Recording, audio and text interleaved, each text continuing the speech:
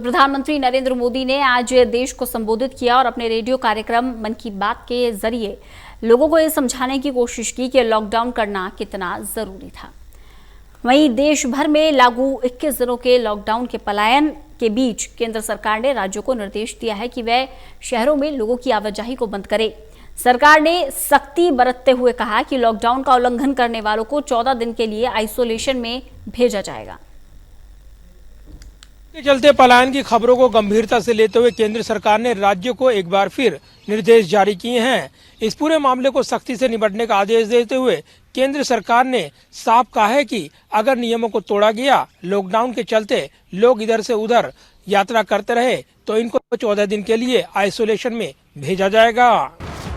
देश भर में लागू 21 दिनों के लॉकडाउन के कारण कई प्रवासी मजदूर अपने अपने गांव को वापस लौट रहे हैं। इस बीच केंद्र सरकार ने राज्य को निर्देश दिया है कि वो शहरों में लोगों की आवाजाही को सख्ती से बंद करे। सरकार ने सख्ती बरतते हुए कहा कि लॉकडाउन का उल्लंघन करने वालों को 14 दिन के लिए आइसोलेशन में भेज दिया जाएगा। केंद्र सरकार ने राज्य सरकारों और केंद्र शासित प्रदेश से लॉकडाउन के दौरान प्रवासी कामगारों की आवाजाही को रोकने के लिए प्रभावी तरीके से राज्य और जिलों की सीमा सील करने को कहा है। मुख्य सचिवों और पुलिस महानिदेशकों के साथ वीडियो कॉन्फ्रेंस के दौरान कैबिनेट सचिव राजीव गौबा और केंद्रीय गृह सचिव अजय भल्ला ने उनसे सुनिश्चित करने को कहा कि शहरों में या राजमार्गों पर आवाजाही नहीं हो, क्योंकि लॉकडाउन जारी है। सरकार ने सख्ती बरतते हुए कहा कि लॉकडाउन का उल्लंघन करने वालों को 14 दिन के लिए आइसोलेशन में भेजा जाएगा।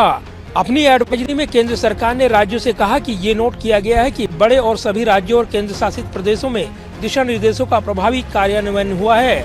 आवश्यक आपूर्ति भी बनाए रखी गई है। स्थिति पर 24 घंटे नजर है और आवश्यकता अनुसार उपाय किए जा रहे हैं। केंद्र सरकार ने कहा कि देश के कुछ हिस्सों में प्रवासी कामगारों की आवाजाही हो रही है। निर्देश है कि राज्यों और जिलों की सीमा को प्रभावी तरीके से सील करना चाहिए। राज्यों को यह सुनिश्चित करने का निर्देश दिया गया है कि शहरों से या राजमार्गों पर लोगों की आवाजाही नहीं हो को लाने ले जाने की अनुमति होनी चाहिए। इसी के साथ कहा गया है कि इन निर्देशों का पालन करवाने के लिए जिलाधिकारी और पुलिस अधीक्षक की निजी तौर पर जिम्मेदारी बनती है। साथ ही सरकार ने कहा कि प्रवासी कामगारों सहित जरूरतमंद और गरीब लोगों को खाना और अस्थायी आवास मुहैया कराने के लिए समुचित इंतजाम किए जाने चाहिए।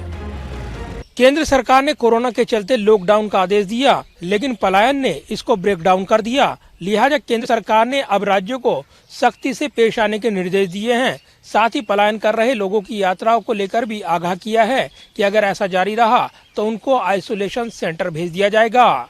इससे पहले भी केंद्र सरकार राज्यों को एडवाइजरी जारी कर राज्य आपदा राहत कोष का इस्तेमाल ऐसे लोगों की मदद के लिए कह चुका है जो कि प्रवासी मजदूर हैं या फिर एक जगह से दूसरी जगह भटकते दिख रहे हैं।